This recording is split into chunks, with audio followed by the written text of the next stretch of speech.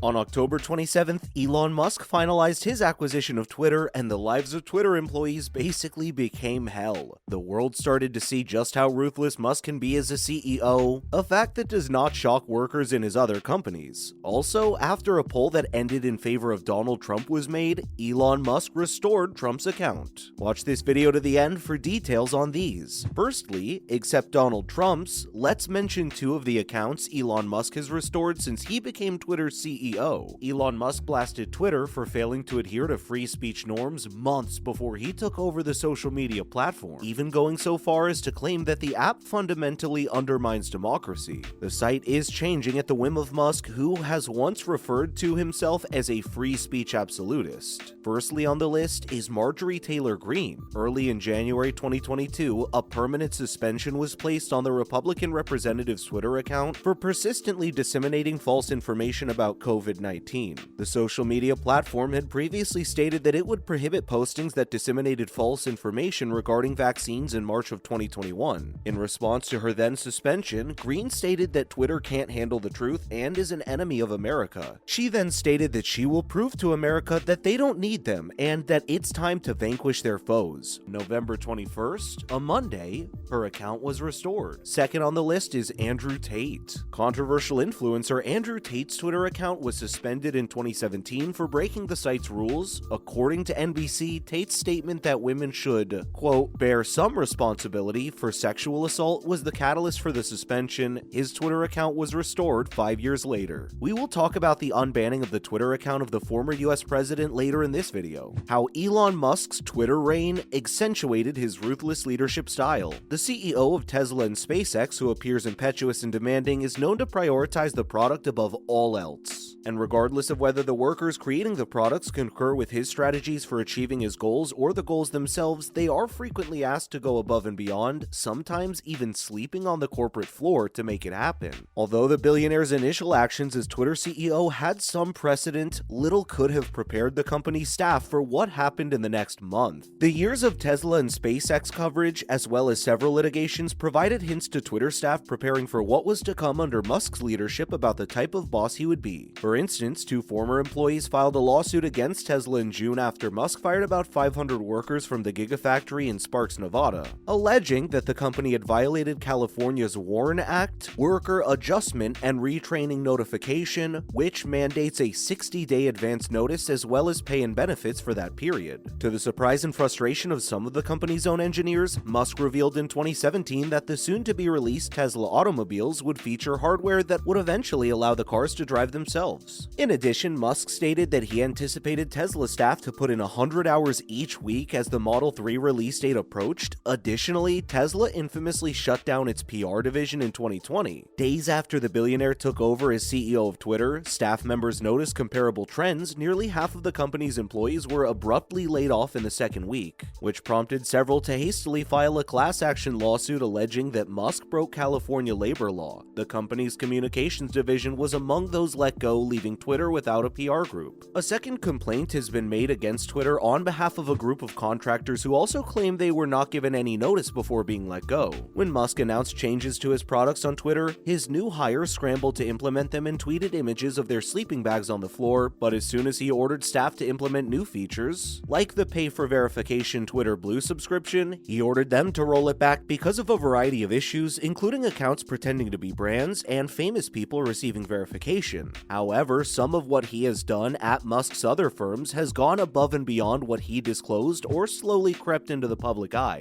Some of that is intentional. Tesla asked its employees to, quote, renew their vows and sign new secrecy agreements in 2018 after a string of employee leaks that forbade them from communicating with the media. The National Labor Relations Board, NLRB, filed a lawsuit against the secrecy agreement alleging that it infringed on workers' rights. Employees at Twitter, or rather, former employees, are also experiencing voice suppression there since the culture prior to Musk allowed for some public pushback or criticism of corporate policies. Several staff members were let go after openly correcting or refuting Musk's claims via Twitter. In one instance, Musk publicly announced the firing of an engineer called Eric Fraunhofer by tweeting, quote, he's fired, in reaction to Fraunhofer's tweet retracting an assertion Musk had made about why the site was so slow. The tweet was eventually removed by Musk. The Tesla CEO then joked about the layoffs. Additionally, it has been claimed that Musk is letting go of staff members who had opposed him on the internal chat platform Slack.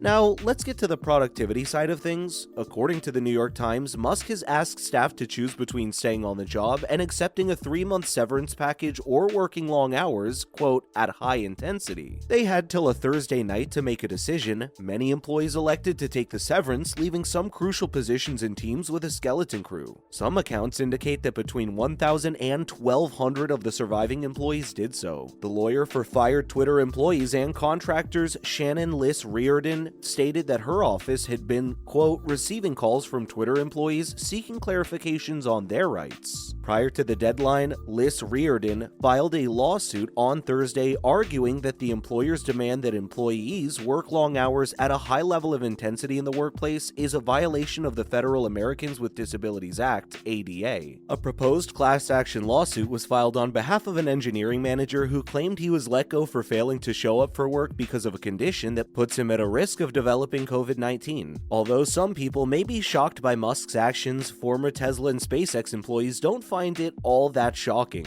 8 former SpaceX workers have filed a complaint with the NLRB alleging that there is a similar culture of retribution and that they were fired for criticizing Musk in an open letter written in June. The letter stated that Elon's conduct in the public domain is a frequent cause of distraction and embarrassment for them. Because of the nature of the business and the newly appointed social media executive's propensity for and inability to avoid tweeting, Musk's management style and actions at Twitter are likely to continue to play out publicly. Musk was on track to tweet more than 25 times per day by the first week of November, but it's unclear how long Musk intends to lead the now struggling platform. Musk stated he eventually intended to relinquish control of Twitter during a November 16th trial contesting how the Tesla CEO got a now $52 billion, £44 billion remuneration package approved by the board. Elon Musk restores Donald Trump's Twitter account after a poll receives 15 million responses. Donald Trump's Twitter account has been restored by Elon Musk after more than 15 million accounts voted in a poll. Mr. Musk, who acquired the social media platform last month, polled users on the topic of Mr. Trump's reinstatement, and 51.8% of the 15,085,458 responses were in favor. Musk posted on Twitter that the conversation is over and Donald Trump will get his account back.